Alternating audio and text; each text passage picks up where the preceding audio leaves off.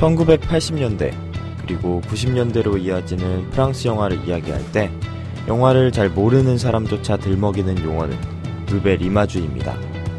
1959년쯤에 시작된 누벨바그에 견져 통일된 집단도 아니고 그렇다고 그렇게 분류된 감독들 사이에 공통적인 뚜렷한 특징이 있는 것도 아닙니다. 이렇게 애매모호한 이미지가 누벨 이마주에 대한 단상이지만 여하튼 이 이름은 프랑스 영화의 자존심이죠. 그리고 중요한 것은 이 시대에 존재한 몇 명의 감독들입니다. 오늘은 그중 한 명인 레오 카락스와 영화 나쁜 피에 대해 이야기해보겠습니다.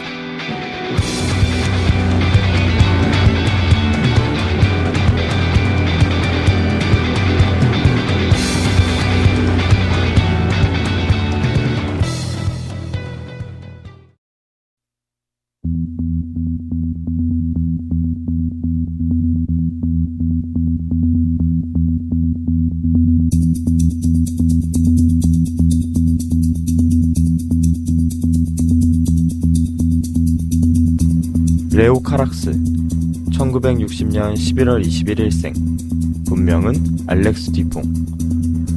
주목할 만한 점은 그가 젊은 나이에 작품 활동을 시작했다는 점과 그의 본명이 자신의 작품들에서 차용된다는 점입니다. 꼭 동화 같은 그의 성장기는 그가 10대에 들어서면서 시작됩니다. 학교에 잘 다니던 소년 레오 카락스는 어느 날 로베르 브레송의 영화 볼로뉴스페 여인들을 보고 갑자기 영화의 길로 들어설 결심을 합니다. 서서히 그의 대화는 중단되기 시작하고 그는 복화술을 익히게 되죠. 최소한의 의사소통만을 이어가며 자신만의 세계를 빠져든 그에게 사람들은 자폐증이니 실어증이니 하며 곱지 않은 시선을 보냈습니다. 그러나 카락스는 오직 흑백무성의 영화에만 심취할 뿐이었죠. 학교까지 간두고 영화에 몰두하던 그는 두 편의 단편 영화를 만들고 20살이 채 안 돼 카이에디 시네마에 평론을 쓰기 시작하더니 23살인 1983년 첫 장편 영화 소년, 소녀를 만나다를 내놓습니다. 여기까지가 우리에게 알려진 그의 성장 신화인데요. 영화작가 성장기의 한 대상으로 분석될 만큼 독특합니다. 무엇이 진실되고 무엇이 꾸며진 것인지 정확히 알 도리는 없지만 여타 다른 것을 떠나서라도 그가 평범하게 살아왔다고 보긴 힘들 것 같습니다.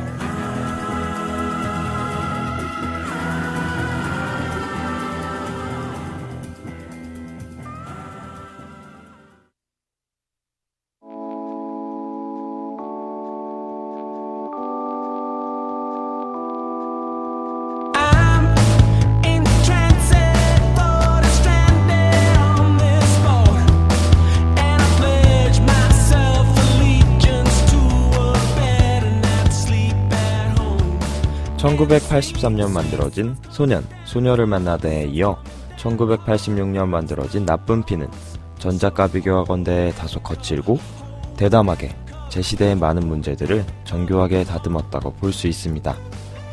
불과 26살의 나이에도 불구하고 말이죠. 주인공 장은 범죄 조직의 일원입니다. 어느 날 그는 지하철역에서 의문의 죽음을 당합니다. 신문에서는 자살이라고 보도되는 가운데 그와 같은 배걸이었던 마르크와 한스는 범인을 찾으려 합니다. 그들은 장이 빚을 지고 있던 미국 여자가 그를 죽였을 것이라 생각하고 자신들의 생명에도 위협을 느낍니다. 곧 미국 여자가 찾아와 돈을 갚으라고 위협하고 두 사람은 미국 여자의 빚을 정산하기 위해 다레이 웨이킨슨사의 STBO 백신을 훔치기로 합니다. STBO란 사랑이 없는 상태에선 애무만 해도 걸리는 죽음의 병이죠. 두 사람은 장만큼 손이 빠른 그의 아들 알렉스를 기억해내고 함께 일하자고 제의합니다. 야바이꾼으로 돈을 벌며 살아가는 알렉스는 오토바이를 즐기며 애인 리즈와 사랑을 나눕니다. 하지만 왠지 모르게 느껴지는 일상의 중압감을 벗어나고 싶은 마음에 그들의 쟁의에 응하게 됩니다. 어느 날 알렉스는 버스에서 우연히 어떤 여인을 보게 되는데 그 순간 그녀의 모습은 마음속에 깊이 각인됩니다. 마르크와 한스를 찾아간 알렉스는 그곳에서 마르크의 애인인 안나를 만나게 되는데 안나는 바로 버스 속의 그 여인이었습니다. 네 사람은 STBO 백신을 훔칠 계획을 하고 만일에 대비해 낙하훈련을 하던 중 기절한 안나를 알렉스가 구하게 됩니다. 그는 안나에게 사랑을 느끼지만 마르크에 대한 안나의 사랑이 너무 크기에 슬퍼하죠. 한편 그들의 계획을 앞두고 미국 여자가 알렉스를 찾아옵니다. 백신을 훔쳐 자신에게 넘기면 2배의 할당금을 주겠다는 제의죠.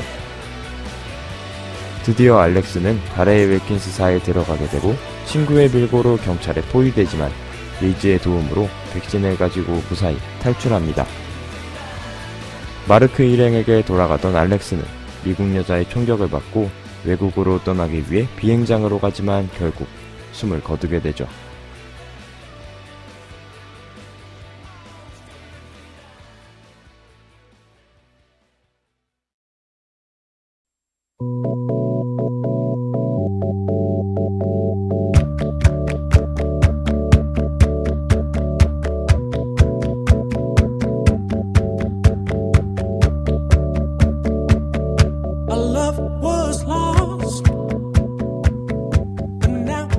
전체적으로 나쁜 피는 범죄물의 형태를 취하고 있습니다. 분명히 주인공들의 목적은 STBO 백신을 훔치는 데 있고 이야기는 그 과정 속에서 진행됩니다. 그렇다면 그 어두운 조명의 암울한 분위기, 게다가 미래의 어느 시점인 듯이 보이는 시대적 배경을 감안해 SF 느와르라고 불러야 하는 걸까요? 사실 나쁜 피의 범죄물적 이야기 구조는 한꺼풀 밑에 또 하나의 이야기를 숨기고 있습니다. 그건 결국 리즈와 알렉스, 안나, 마르크와 관련된 사랑 이야기죠. 범죄물의 형식은 사랑 이야기를 드러내기 위해 일단 사용한 극적 장치일 뿐입니다. 이것은 히치콕의 사이코에서도 여자가 돈을 훔쳐 달아나는 사건이 또 다른 이야기를 마련하려고 준비될 것과 비교될 수 있죠. 사이코에서 돈뭉치가 일종의 극적 효과를 위해 장치된 것일 뿐이고 역할이 끝나면 소멸되듯이 STBO 백신 역시 전반적인 그게 목적으로 작용하지만 중반부에 일어서는 그 행방이 아무런 의미 없게 처리됩니다. 나쁜 피는 마술적이고 환상적인 시정 넘치는 화면 속에서 알렉스와 안나의 안타까운 사랑 이야기를 다루고 있습니다.